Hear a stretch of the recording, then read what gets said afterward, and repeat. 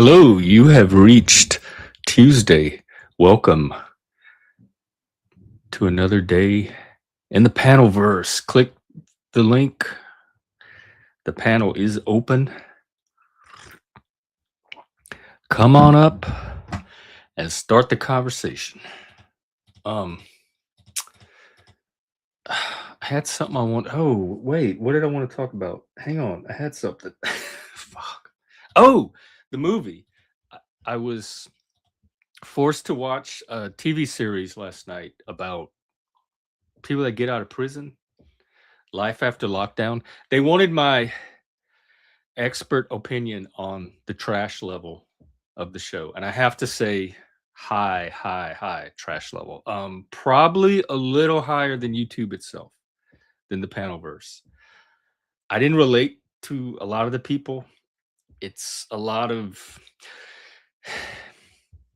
It's the same barrier I had with a lot of these trash shows, including Trash Talk TV, which I was not an addict, but close to it growing up. I definitely needed to get my regular fix. Jerry Springer, Sally Jesse Raphael, Maury Povich, Jenny Jones, all those shows. Why people stay with these other people that are so messed up and dysfunctional. They are lying and cheating and having 7 or 8 other baby daddies and alcoholics and in and out of prison. Why is that your ideal mate? That I only stay with people that share my values. So I assume if they're with these people, that's their values. That is what they think is important in life. And I don't relate to that or understand that at all. Why people would choose gangbanging, drugging, screwing, whoring, cheating, thugging as a value, as something good and positive that they want to like continue to bring more of into their life.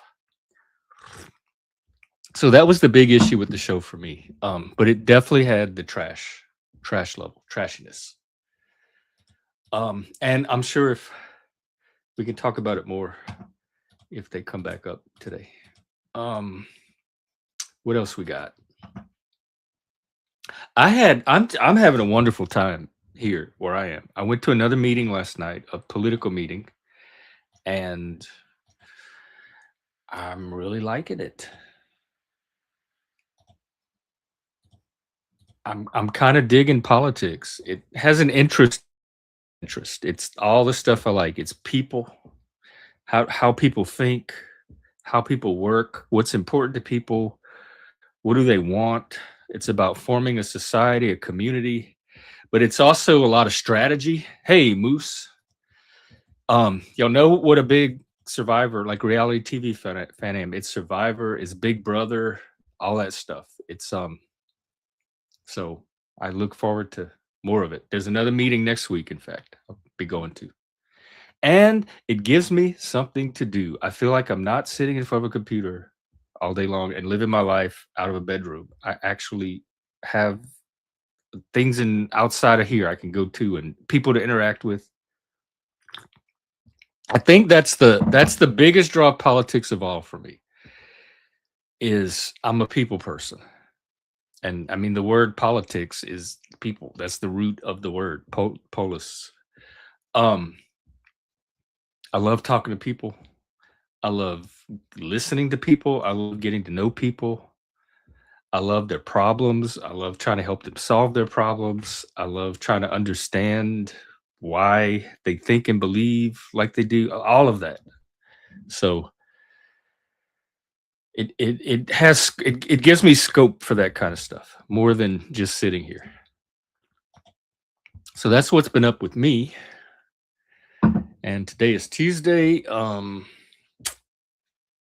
don't know what else is happening this week. Hopefully something, it's summer here too. And the weather's nice. I would love to get out, do some hiking, maybe even some camping. If anybody's in the area that loves to hike and camp over here, don't forget me. Swing by and pick me up. I can be ready at a moment's notice. Also swimming. I want some water somewhere. I wanna splash around and stuff. That was one of our favorite things to do growing up was swimming, and we didn't have a pool ourselves, so they had public swimming pools, and then if my mom had, like, coworkers and friends that had their own pools, so if you knew someone with a pool that you could go swim at, that was always useful, and we took swimming lessons very early. I think I was probably 6 years old, and I remember it very for many reasons, but that is where I met my best friend. It was the summer of 1977. Star Wars had just come out, and it was there was a lady in our little village. She one of the people from the church. This old lady. She sang in the choir. Everybody knew her around town, and she happened to have a cement pool, and so she taught swimming lessons to the local kids. So my mom dropped us off for the summer. It was about a week. We went every day for about a week. I think the babysitters would take us while she was at work. And it was me and my sister, and the only other 2 kids there were this other guy and his sister. And so the first day we were there, we were all sitting in the water, talking, get to know each other. And my sister was talking to him for some reason, and I was talking to his sister. And we talked for a little while. And then my sister said, "We should switch off. You 2 should talk." And she started talking to the sister, and I started talking to the guy. And the conversation kept going for about 30 something years. Um, we bonded instantly. We liked all the same movies, the same TV shows, the same toys, the same books. He read books, one of the few people that read books. When I talk about the I've said this before with the giftedness thing. Hey, Beak, I was very educationally gifted, advanced. I learned really well. I made good grades, all that stuff. I could excel academically at almost anything with very little effort. So people were always like, "Oh, you're so smart. You're going to do this. You can do anything you want. You're gifted. You're gifted." That never really felt like my gift to me. That was just a natural part of me. I didn't have anything else to compare it to. The real gift for me was the people that somehow showed up in my life just randomly at just the right time and made me the person that I am today. I have been blessed with so many mentors, teachers, friends, um, those kind of people. And to have a best friend like that at that early age, and especially in that small, I would have been a completely different person today without this friend because it was a very small town. It was like 300 people. There wasn't really a lot of people in the first place. So to have a person there, and he was gay. We both turned out to be gay. So I had a gay best friend. I had an outlet to talk about the things that I was passionate about as a kid. The movies, the books, we played together. We were served in the church together. We played all these games together. We made up games to play like for fun and with the neighborhood kids, all that stuff. I can't imagine my life without that. If it was just me, the lone kid growing up without that other person or that outlet. So that was one of those gifts. Those people that just show up and your life is better for it. And so I want to do some swimming this summer. And the other reason I remember it is because she had a concrete pool. It wasn't the kind that was finished. It was real rough, and you couldn't walk on it with your bare feet because it would bleed. Your feet would. Who has a swimming pool that you can't walk on because your feet bleed? Like, why didn't they just finish the pool? Well, like smooth, put in the layer of filling or whatever that smooths over the concrete. So we had to wear socks every time we went to swimming lessons. We all had to wear these big tube socks and stuff so that we wouldn't cut our feet on the pool,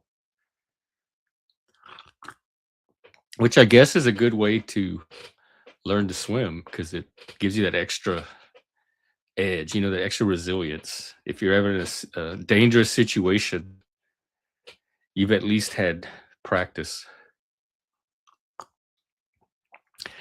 And swim was fun. We all of us learned to swim very early, very easily, and then we were always swimming. That was one of the most fun things to do in the summer. Get your swimsuits. We're going to the pool. We're going to the beach. We would go to Florida at least once a year and vacation over there. So those kind of summer activities were a big part of my childhood, and I'd like to get a little bit of them still as an adult. I wonder if they have any water parks here. I know they have that. What's it called? Mike told me about it. It's a chain, the Great Outdoor Adventure Park or something. It's like an indoor water park. So if anybody wants to go to that too, hit me up. We'll go have a fun time, and maybe we could do a little bit of streaming from there. Streaming from the stream, the water. My favorite water park ride of all time. In fact, if I ever get wealthy enough, instead of a pool, I'm going to have one of these. Is the lazy river. Great Wolf Lodge. That's it. No, vibes. I'm going to show it to you. It definitely looks like fun. I want a lazy river so bad. I could stay one of those things all day long. I could stream from it. That's why I said stream from the stream. And I could just have the stream going and float down that river. You could have the people walking by. I could have a microphone. I could just talk to them as a stream by. Oh, like in a neighborhood. I had some friends that had that. Like when I got older, we had friends that were part of like neighborhood associations, and they had access to clubhouses that had pools and stuff. And we would always go, and sometimes we could have the whole club ourselves for a night, and we would throw a party, invite all our friends over. We had music, like big speakers, and just like in the movies, you have the big speakers outside, and somebody's cooking on the grill. Everybody's jumping around in the pool. Those days were so much fun. I would love more of that here. I don't even know if they have a lot of pools here because of the weather. And even better than a pool, hot tub. Oh my God. If I could find a hot tub around here, I know the YMCA has one. It might be worth getting a membership, but oh, I love a hot tub. So let's look at this Great Wolf Lodge.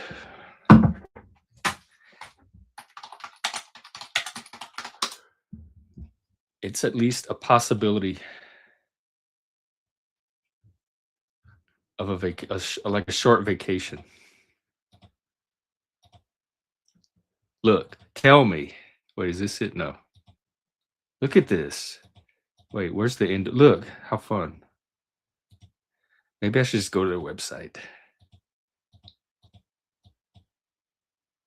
That's just the pool. I want to see the ride. Oh, ooh, look. Ooh, look at this. Hang on, let me blow it up.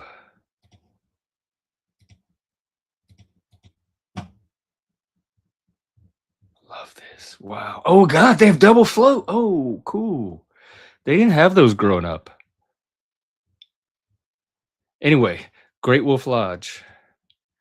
They have one a couple of counties away from here. And then a lot of the water parks now have an amusement park kind of attached. So there's rides and there's water stuff.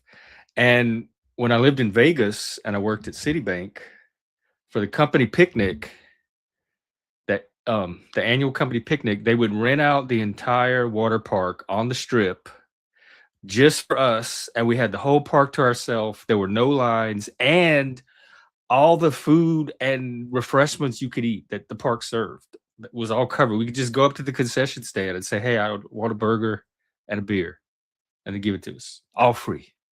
Oh, it was so much fun. That's the way to do it. Oh, in Williamsburg, that seems like a odd place to have a water park because it's so historical.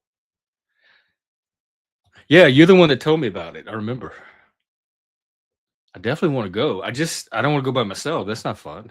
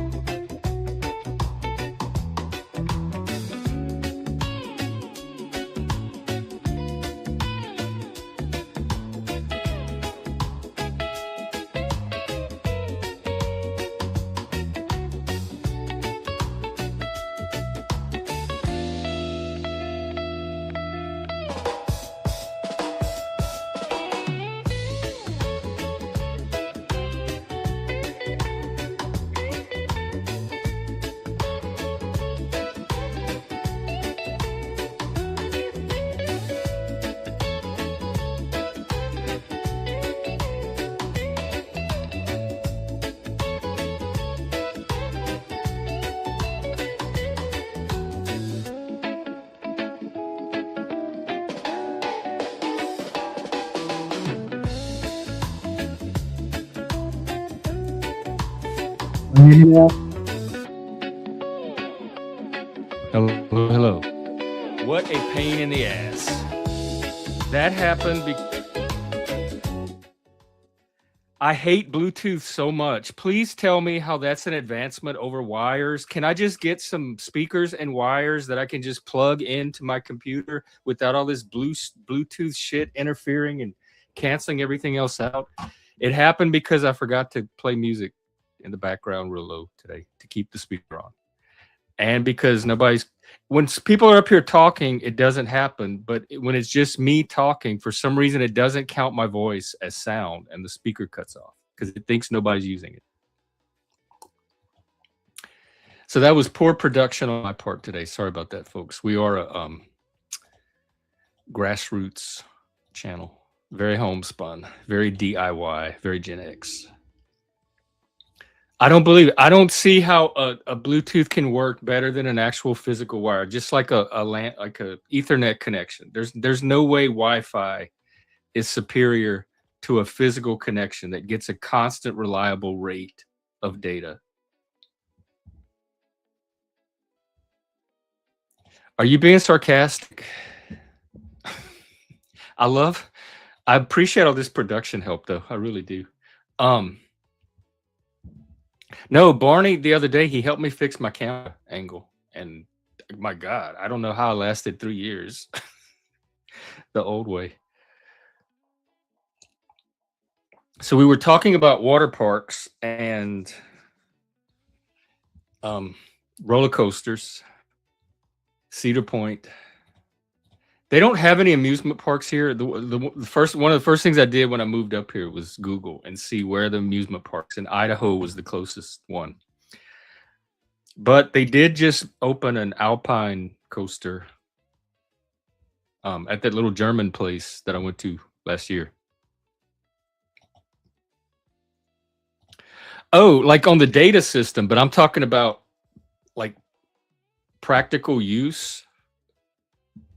I don't find it superior at all. And the thing is all of my stuff is already wired. It's I'm not using Bluetooth, but because it has a Bluetooth feature to it, like this microphone, even though it's plugged in by wire, also has Bluetooth, and that Bluetooth can still interfere even though I'm only using the wire part.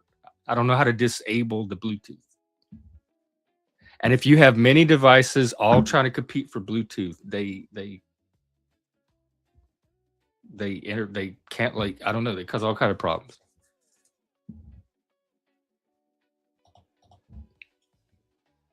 I'm old, I'm old-fashioned, I'm simple. I just want it easy. I want to just plug in my shit and use it. I don't want all this high-tech fanfanuz that we have, like, it doesn't, I don't need any of it. What? I do have my soundbar uses the Bluetooth. Um, you think I'm cranky? I'm frustrated that my speakers went out because of this high-tech, very expensive equipment that I could just get a simple, cheap microphone with a wire on it and not have to worry about all of that. Holiday World in Indiana. Let's look at that.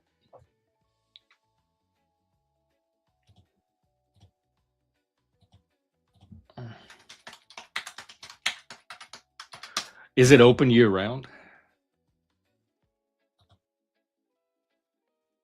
Oh, it's an outdoor one. Okay, I love amusement parks.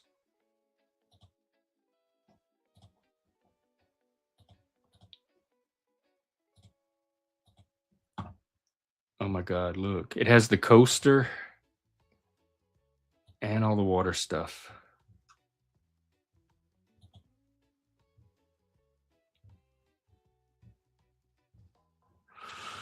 Oh, I want to go so bad. Oh, look, the wood. Oh, look at this drop. Wow. All right, I gotta stop looking at this. It's just creating desire.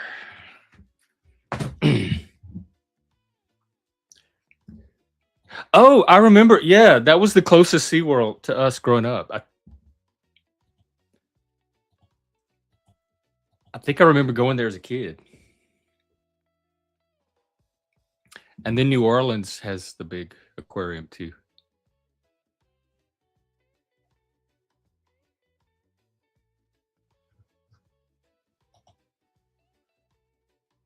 Steel Vengeance. Is that a coaster? Let's look at. I used to ride. One of my hobbies would be to get stoned and watch the first-person point of view coaster videos on YouTube. Like it's like you're riding the coaster. I have a whole playlist of coaster videos. Steel Eel. Okay, let me look at these.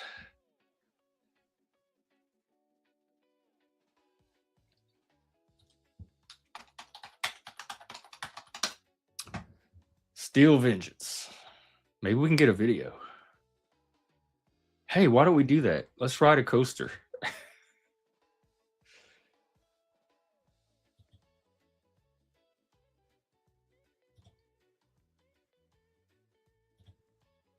All right, y'all ready?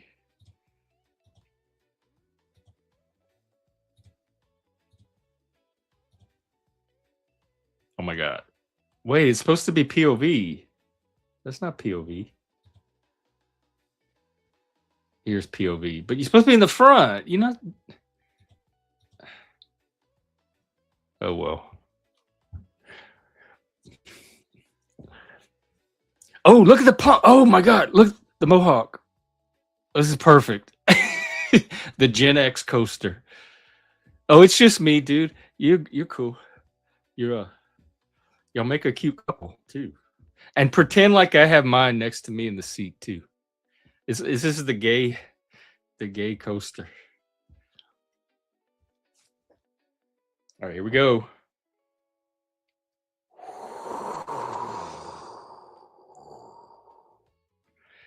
They're not. This is not a true POV. You're not getting the full effect. I'll find a different, a better one. Oh,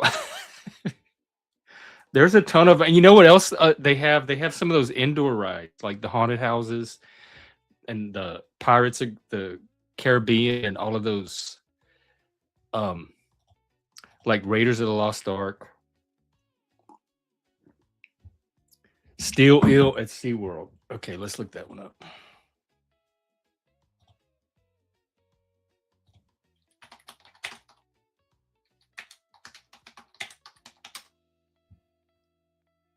Front seat ride. All right, here we go. Let's ride the Steel Eel.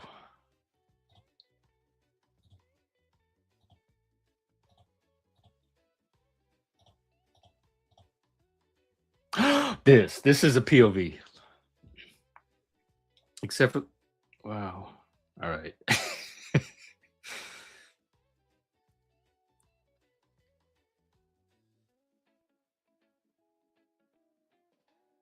Oh, I love this. And you could put whatever music on. I used to play. I had like my favorite tracks for the different coaster. Usually rock. Look at that sky. Ooh, this is a nice peak. Oh, I'm excited. Yeah. Here we go.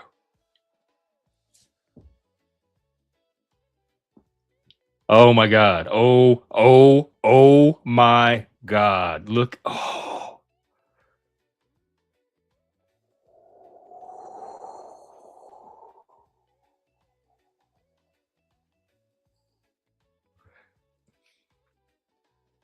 The only thing it doesn't capture really is the speed. I like this one. I like that it's like multiple hills one after the other.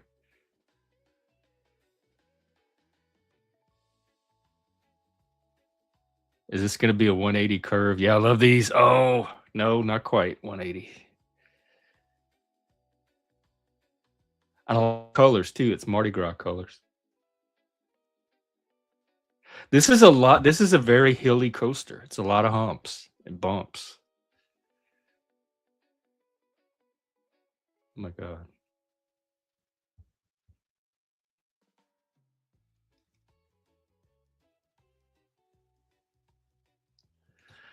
That was fun. Thanks, Brick. Oh, really?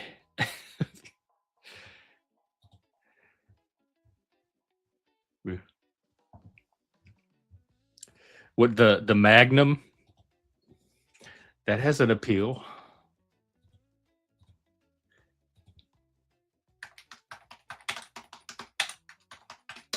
Maybe I'll go, if I can find a buddy. We'll go do the Alpine coaster. I almost did it when I was at the Germantown, but I thought it was closed. Turns out it wasn't. All right. Welcome to the Magnum. What? It's they probably just put like a GoPro on the coaster and ride it. The Beast? Where's the Beast?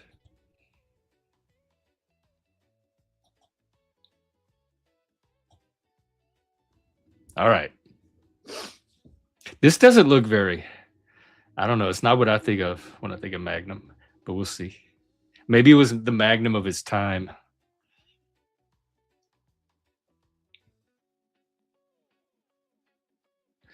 Imagine the person that has to walk up all those stairs and service it or get the people unstuck. Oh my God. I want to go work at an amusement park now. Look at that. What is that, a lake? What is on the horizon? I guess we'll find out.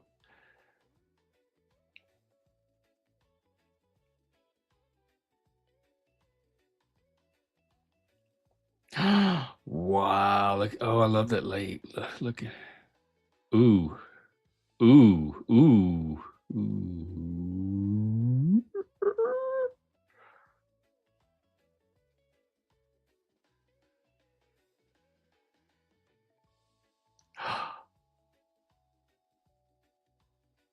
That's it? That's, I thought there was gonna be, like, something in the tunnel.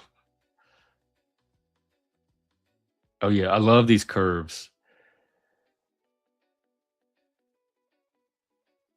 You can ride it, you ride them sideways like this.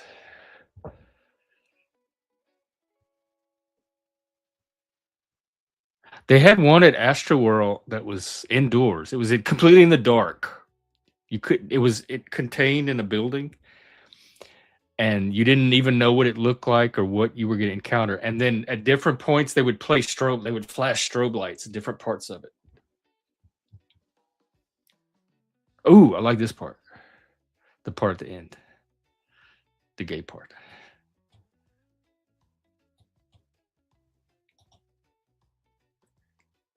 Oh, that was Lake Erie? Oh. Oh, no. Oh, Lord, you reckless. Not me. I was very responsible. I kept the bar down.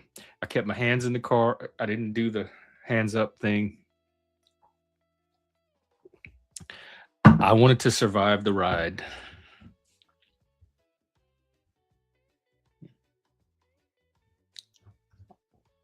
Well, at least we got to do this today. If I don't get anywhere for vacation this year, at least I can stay home and ride coasters on YouTube. So what else is going on, people? What's up in your life? Oh my God, hang on. This,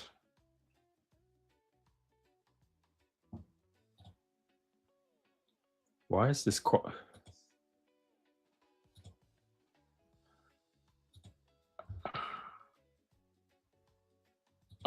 hang on, I'm having tech difficulties again on another platform.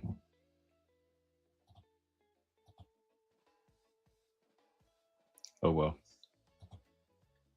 I'll just leave it alone.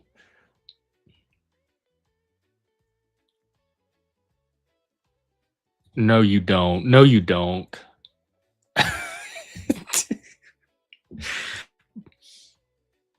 The Aerosmith ride at Disney. You were at Disney for a layover? Um, I've only been to Disneyland. This was in, I don't know, the aughts, sometime in the aughts, probably after 9/11. And I enjoyed it. My favorite ride was the Pirates of the Caribbean. I rode that thing over and over and over and over, and I'll tell you why.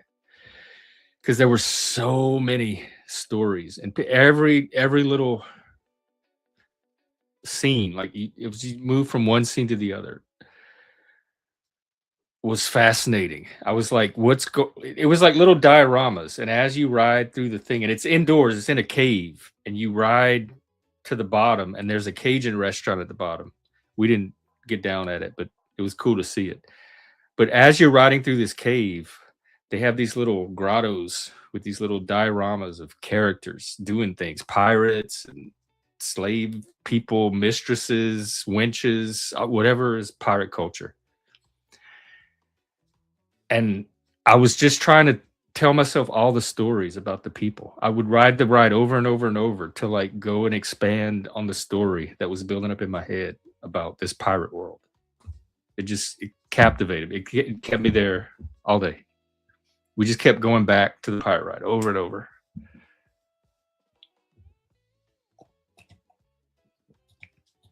And I've already told my small world story, but that was a nightmare. I literally almost jumped off the ride. I couldn't take it anymore. It was too much, too long, too long. I thought it was never going to end. Oh, good. So you're not in that heat wave, or is that heat wave over?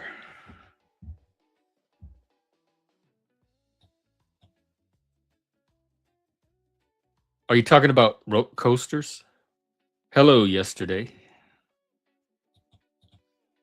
Welcome to today. Maybe see you tomorrow. Mm. All right, let's get a prompt while we generate a panel. Something fun. A prompt about summer fun.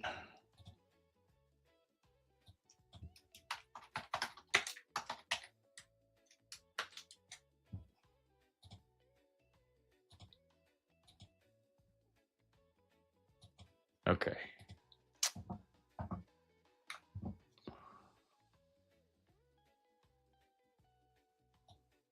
Here's a good one.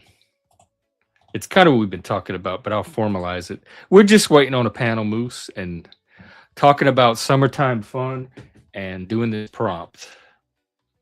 What's something about summer that still makes you feel like a kid? We've talked about swimming, water parks, coasters.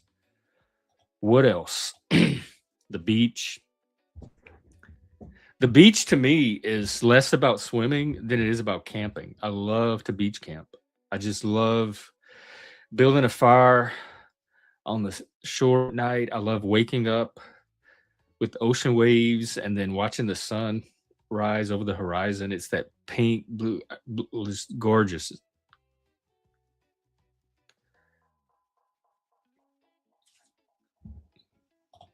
Really? Because of age, or do you have experience of? That's part of the risk. Even growing up as a kid, the like you always knew like any of these rides could break at any moment, but you took the risk for the thrill, the payoff of the thrill.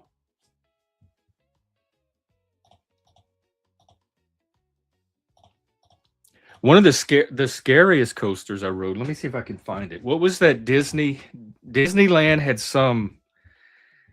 It was like some side park. I think it was called Disney Adventure or something. And you had to pay. It was like a separate entrance fee, and it had more rides. And one of them was this roller coaster that was real tall. That it wasn't really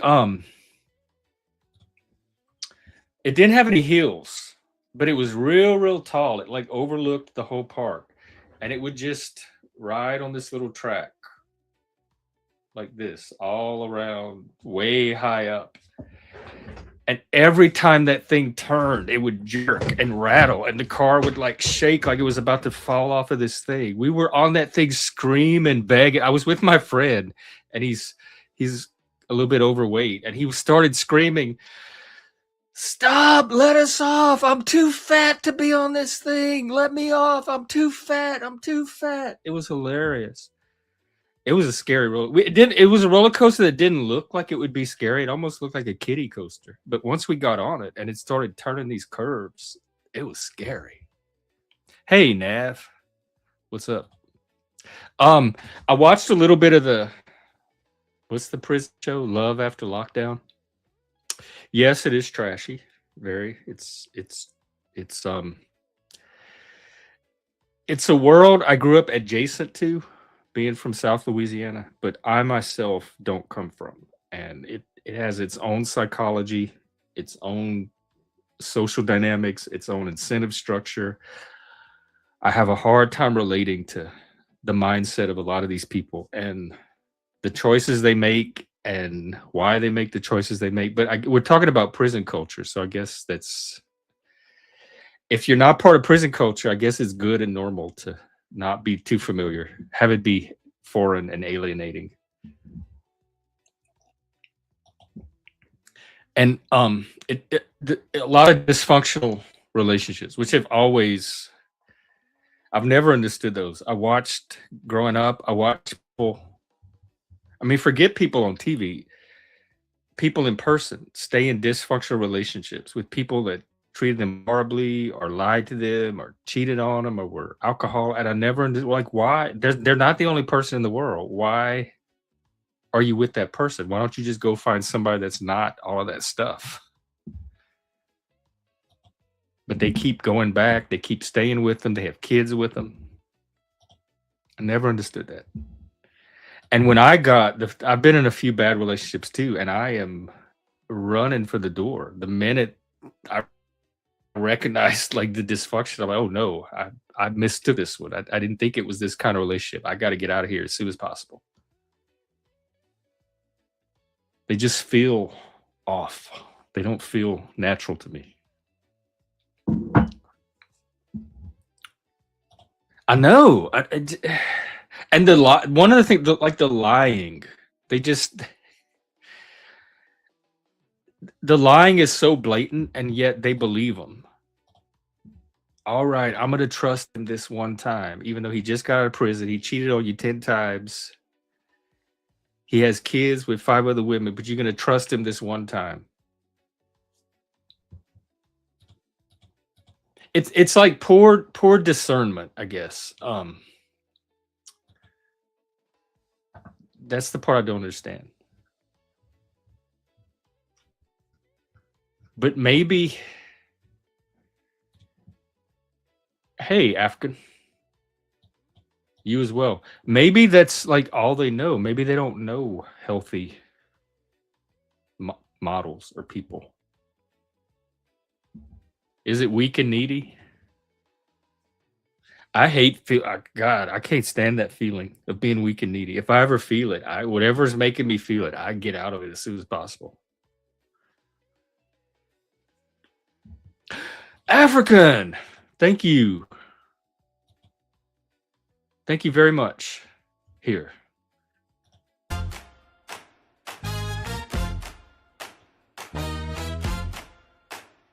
There you go.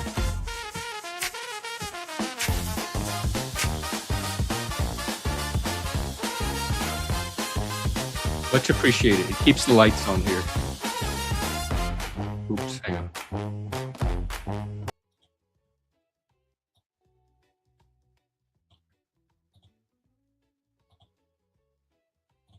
Oh, wait, what line of work? What did you used to do? Well, I guess, I mean, the whole dating system is kind of a pick me. Everybody's trying to get picked, but hopefully you're trying to get picked by quality people that are going to enhance your life. And hopefully you also are trying to offer something that other people can pick that's going to enhance the quality of their life too. So if you're not bringing anything to the table, then I can maybe see the neediness and the weakness. But if you have something to work with, you should be able to negotiate that into a healthy relationship that's productive and like adds something to your life. Really? Oh, I don't mean to. No, I'm just kidding. I rarely get that kind of feedback. Usually it's the opposite. But I'm glad I can help. I'm actually here to help, despite how it may seem at times. This channel was created to be originally it was created to be there was supposedly a big mental health crisis. And I'm like, oh, that's great. I can create a YouTube channel and help with the mental health crisis. But I didn't find a crisis. I mean, I definitely found a crisis of mental health on YouTube, but I didn't find a crisis of people needing mental health, like seeking it. Nav! No way. I didn't know that. We have our Fed, folks. Right here. Okay, I have so many questions. What were the cops like? Were any of them hot? Did you date any of them? But also, what was the job like? I used to watch Cops growing up. In fact, I was around for the first season of Cops. I think it was 89. Let me see. I used to watch that show all the time for the drama. Like it was a window into a world that, like I said, I was adjacent to. The world was definitely around me in the small rural towns that I lived in the small cities. And I had friends in the drug world. Um, but I myself was a part of it. I would dip a toe in it now and then if I was with certain people. Yep, March of '89. Bad boy. Yep, bad boys. What you gonna do when they come for you? Because you know they're gonna come for you if you keep doing what you do.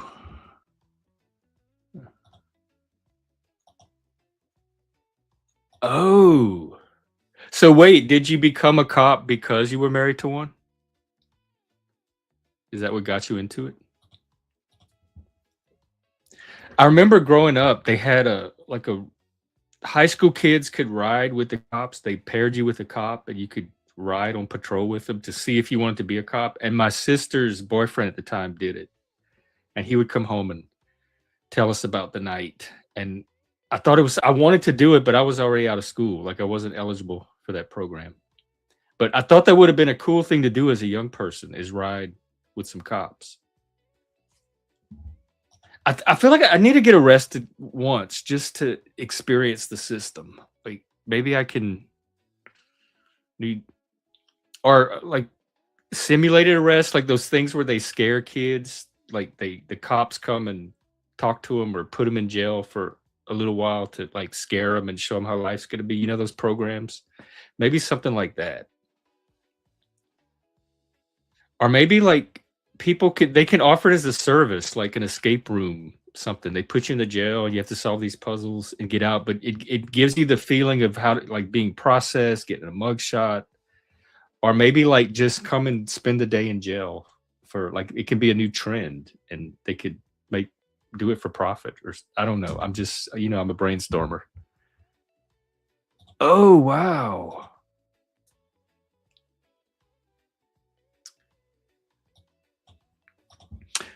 I I'm definitely I love cops. I respect cops. I'm glad we have cops. Same with the military. Yeah, people that complain about those um institutions, I guarantee you they would not want to spend 1 minute in a world without them. What? She didn't tell I can't believe she's leaving me out. She knows me and my cop thing. What the blue what do you I didn't know they had a flag. I knew about the blue line.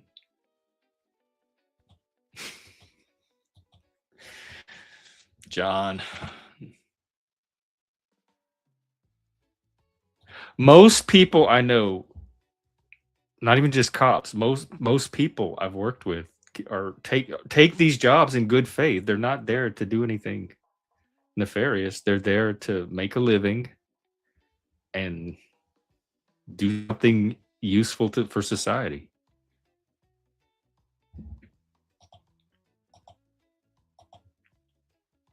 Hey Bart, what's up? We're just talking cops right now and summer fun, which cops can be part of the summer fun, I suppose. There were some cops at the watch party, that soccer watch party thing I went to. There were some cops. Mm, cops. Um, that's. I thought that's why they called it a watch party. That's what I was there to watch. But I remember the Supreme Court case where they ruled that there can be an IQ cutoff. Like if a police department wanted to say only people below a certain IQ can apply to be cops, that it was perfectly legal to exclude high IQ people. And I thought that was discrimination. I still do. They had legal reasoning behind it, but another thing that bothered me, because intellectuals and smart people and gifted people already get gate kept out of certain jobs and cultures because I don't know, we intimidate everybody else or make it harder for everybody else or something. Same with gifted programs. Some districts are moving to eliminate or mainstream their gifted programs, like just instead of a separate program, they would just do it as part of their regular classroom experience, which I think gifted people need more than that, and they need to be with their peers. Um, so this Supreme Court ruling really bothered me because it was kind of like entrenching that trend further. I could do a whole episode on that, probably. The discrimination against, you get discriminated against if you're on the bottom a lot of times, but you also get discriminated against sometimes if you're on the top. Smart people, wealthy people, successful people, pretty people, beautiful people, and anybody that's in the top bracket of something, there's also a lot of hostility that they can encounter. Resentment, I guess, is a better word for it. But I've had plenty of jobs where my ability was more of a liability than an asset to the job. I talk about that one job where the coworkers actually told me, they said, you're working at a standard that's higher than any of the rest of us, and it's making us look like we can't do our job. And I'm like, I don't know what you want me to do. Like, I'm not going to work at a lower standard. This is my default standard. I have too much conscientiousness to work less than this quality of work. And I'm not saying you have to work at this, but I'm not going to feel bad or apologize for me working at this level. It's the tall poppy thing, tall poppyism. That's the word for it. Where if the poppy gets too tall, they chop it down so all the other poppies can feel aligned. That's why they have gifted programs in the first place, because we know that shit happens. We know when you have us in the classroom, it's making it harder for everybody else to get their learning done because we dominate all the discussions, the answers. We work faster. We're finished with our work before we know the effect it has. And we want to be in our own spaces just as much as you don't want us in your spaces. So if there's jobs like police work, if a particular police department doesn't want smart cops or has an IQ cutoff, as much as it bothers me in the abstract for the trend that it might indicate, I'm okay with it on a individual, like a isolated case basis. Also, the principle of freedom of association, I think, is important. I honor that. Individualism and free association. Individuals freely associating with the other individuals that they choose to associate with. I like that we have that in America. All right. Well, we may not get a panel today. We're coming up on the hour. So what we do have is more Moose videos. I'm going to try to do it in the order that I think that they go.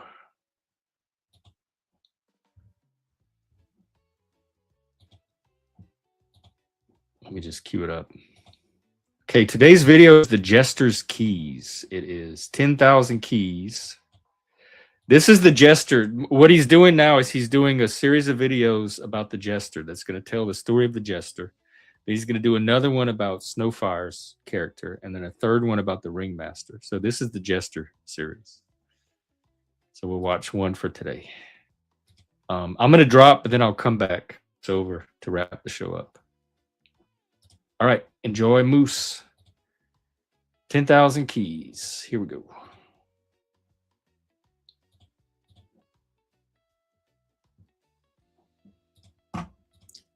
I will be back.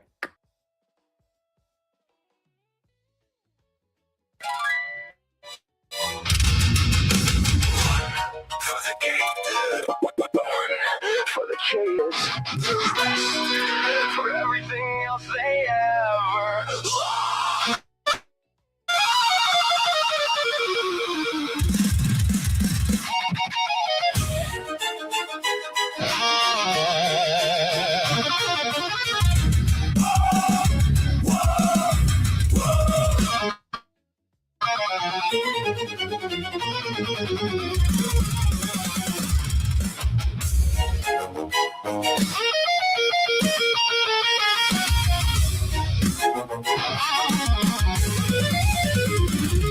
keep a book of all my failures, it's the funniest to read. Page 1, the fool falls down a lot. Conclusion, pay him no heed. But every stumble had a purpose and a postcode and a plan. Every face bled in the sawdust, put a blueprint in my hand. I felt like it's a strong man's game. Palm the shape of its bite, took a tumble by the wagons. Now I know they don't die. Did a somersault of shame across the counting house's floor. 11 guards all laughed. 9 of them watched the door.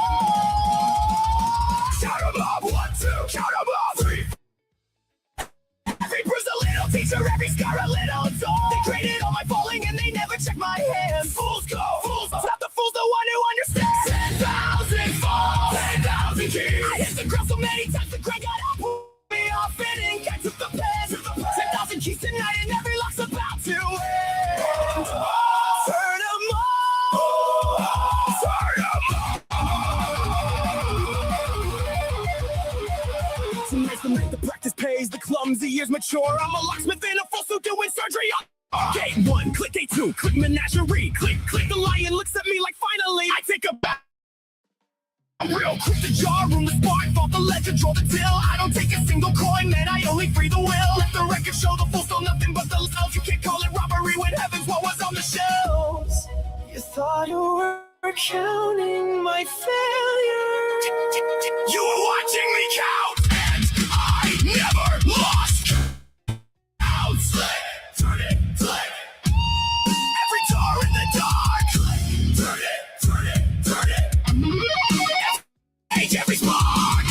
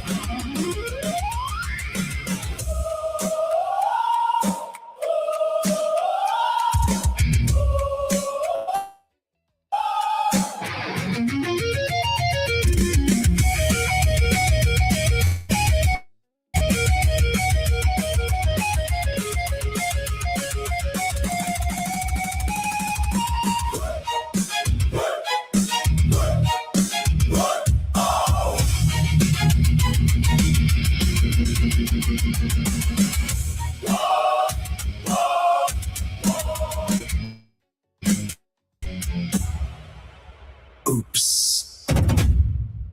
Oops. Oops. Oops. Oops. By the way, Moose made a tutorial video.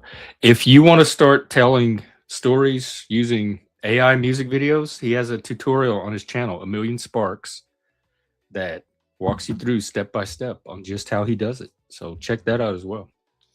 That was one of the latest ones from Moose. We'll watch another one tomorrow. And I hope all of you have a great day today. If the weather's nice, get out and do something fun. If it's not, stay home and watch roller coaster videos or do something fun indoors. But it's summer, so try to have some fun today or this summer. And I will be out tomorrow. Y'all know the time, 3 p.m.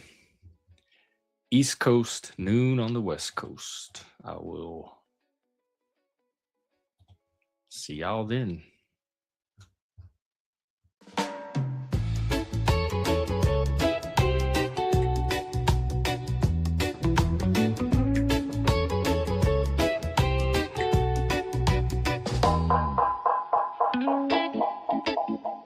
All right, take care, everybody.